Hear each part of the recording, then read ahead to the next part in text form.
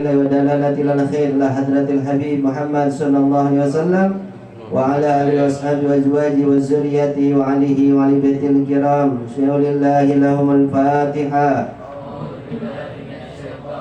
بسم الله الرحمن الرحيم الحمد لله رب العالمين الرحمن الرحيم مالك يوم الدين إياك نعبد وإياك نستعين اهدنا الصراط المستقيم صراط الذين أنعمت عليهم غير المغضوب عليهم ولا الضالين آمين. بسم الله سبحان الله والحمد لله ولا إله إلا الله والله أكبر ولا حول ولا قوة إلا بالله العلي العظيم. اللهم أخرجنا من ظلمات الوهم وأكرمنا بنور الفهم وافتح علينا بمعرفة العلم وأحسن أخلاقنا بالحلم وسهل لنا أبواب فضلك وانصر علينا من هجين رحمتك يا أرحم الراحمين. Hadratul mukarramin seluruh jamaah Majelis Masyurun dimakan Allah Subhanahu wa taala teristimewa kepada segenap seluruh pengurus daripada Majelis Talim. Mudah-mudahan diberikan sehat walafiat, berkah dunia dan akhirat. Yang hadir mudah-mudahan diberikan sehat walafiat, istiqomah dalam ibadah. Apa yang menjadi niat baiknya dikabulkan Allah Subhanahu wa taala. Puji syukur kepada Allah Subhanahu wa taala. Alhamdulillah malam hari ini kita diberikan nikmat sehat walafiat. Hanya malam hari ini kita bisa berkumpul dalam rangka melaksanakan tugas dan kewajiban kita, yaitu thalabul ilmi. Mudah-mudahan hadirnya kita, duduknya kita di tempat yang mulia, Allah muliakan diri kita dunia dan akhirat. Dan mudah-mudahan Allah jadikan kita pemuda dan pemudi yang soleh dan soleha, yang senantiasa bisa mengangkat derajat kepada kedua orang tua kita. Allah ampunkan segala dosa-dosa kita, dosa ayah dan ibu kita yang sudah tiada maupun yang masih ada. Mudah-mudahan diberikan sehat walafiat, jadikan kuburnya raudhah min riyadil jannah, dan mudah-mudahan hajat dan niat kita dikabulkan Allah Subhanahu wa taala. Amin ya rabbal alamin. Jamaah dengan Allah Subhanahu wa taala, kita lanjutkan pelajaran kita malam hari ini berkaitan dengan pelajaran tajwid.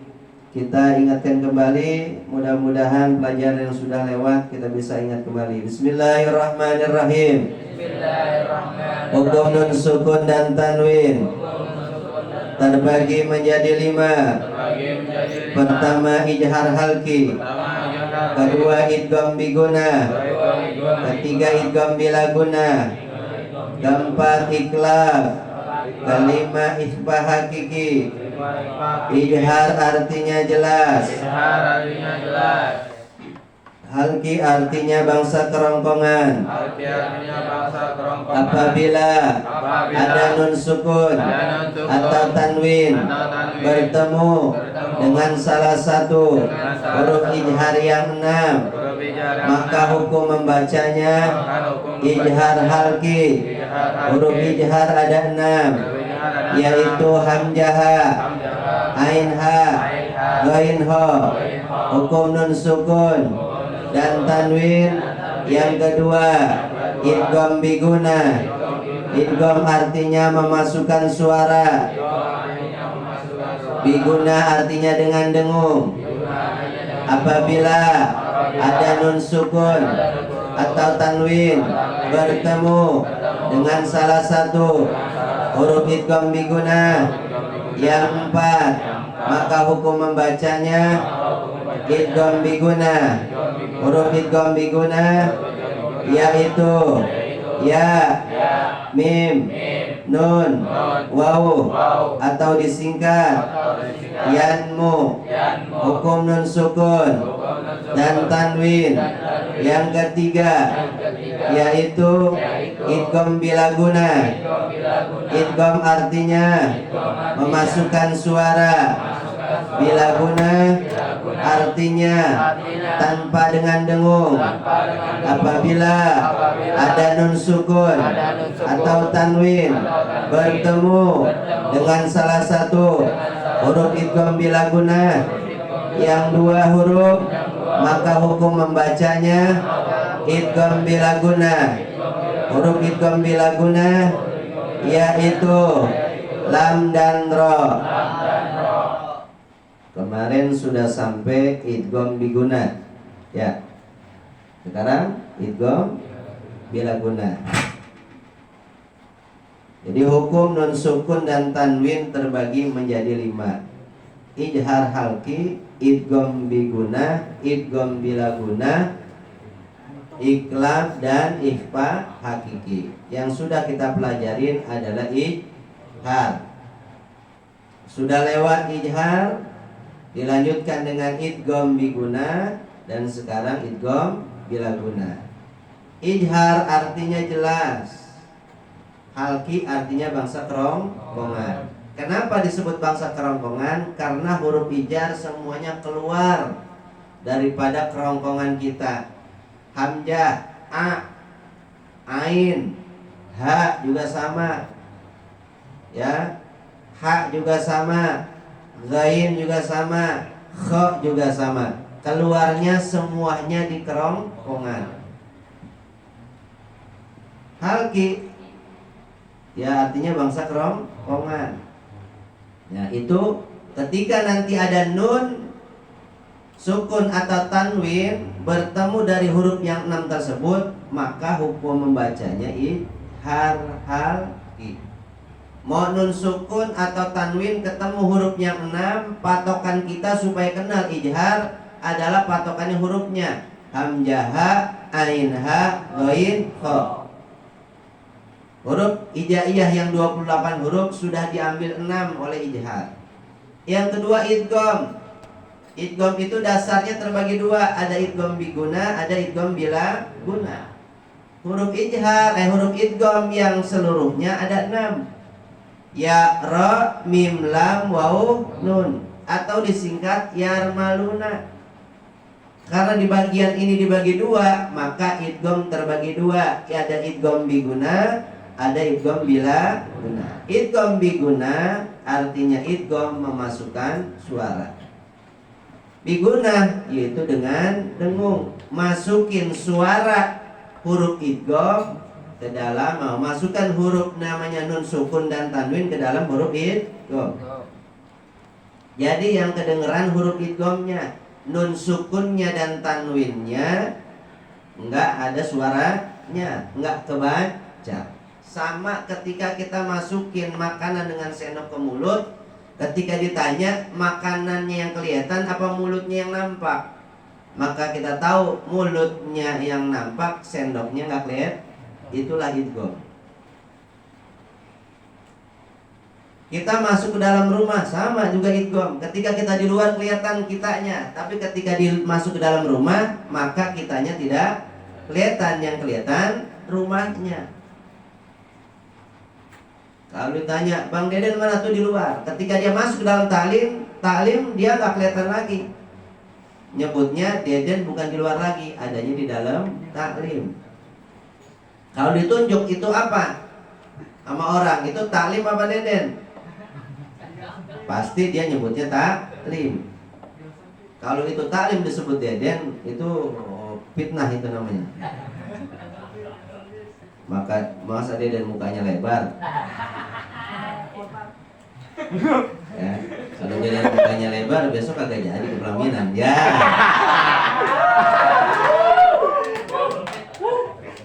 Masa saingan Deden sama bangku pelaminan? Sama-sama lebar begitu. Berapa? Masuk kamar nanti mentok.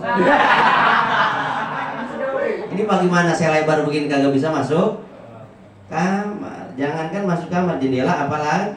Berapa dah kusmaulana? Ya, ke kamar mandi kepentok, ke kamar tidur kepentok. Udahan ke kamar yang lain mah. Ya.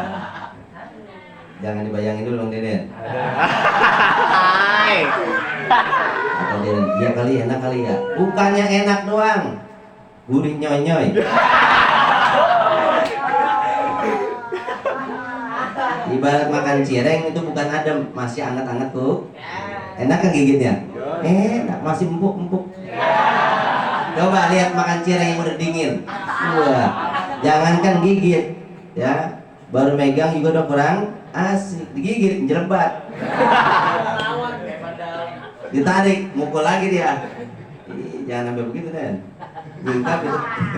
Baru nyingkap ditendang. Nah, begitu. Jadi pokoknya kalau pengen tahu begitu itu nggak pakai ilmu, lihat kucing. Kalau kucing kan ngegerung dulu tuh. Ya.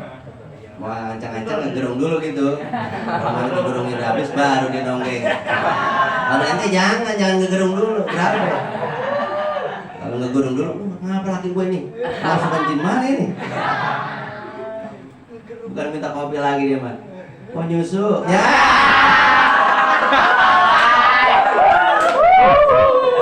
Biarin. Girang-girangin Bang Ded.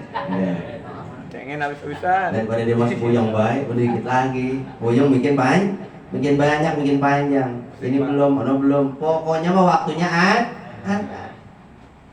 Sampai yang kagak pernah kepikiran pasti di situ ada. Tenang aja kemudian. Pusing ke atas bawah. Iya, yang lain juga pengen tapi puyeng dulu dia. Ini puyeng Bang Deden udah potong. Kok jadi gara-gara igong ke situ-situ sih? Gara-gara masuk. Dia nanti bakal igong. Bang Deden lagi di mana? Lagi igong. Ya. Memasukkan sesuatu ke dalam sesuatu. Ya kan itu begitu. Memasukkan nun sukun ke dalam huruf idgham. Kedengeran ini kan suara ya? Iya. Dia ada yang denger. Jadi kalau ditanya, Bang Deden mau idgham nggak? Oke.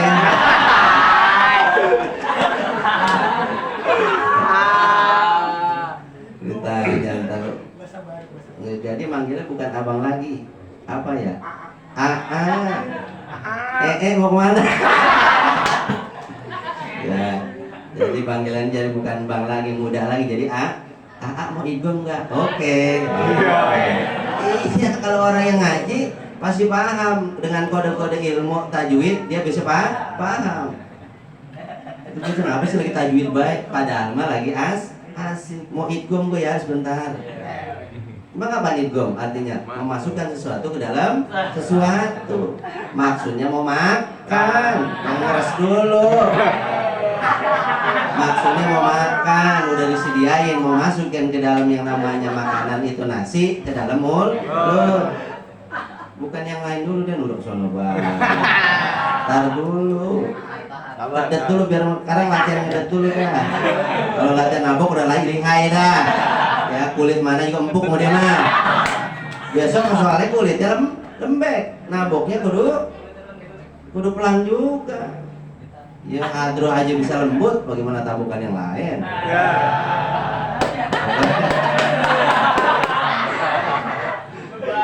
Dah, jadi idgham memasukkan sesuatu ke dalam sesuatu, memasukkan nun sukun ke dalam huruf idgham. Dan idgham ada dua, idgham biguna dan idgham bila. Wallahu a'lam bishawab. Rabbi zidni ilma warzuqni fahma. Lanjutin.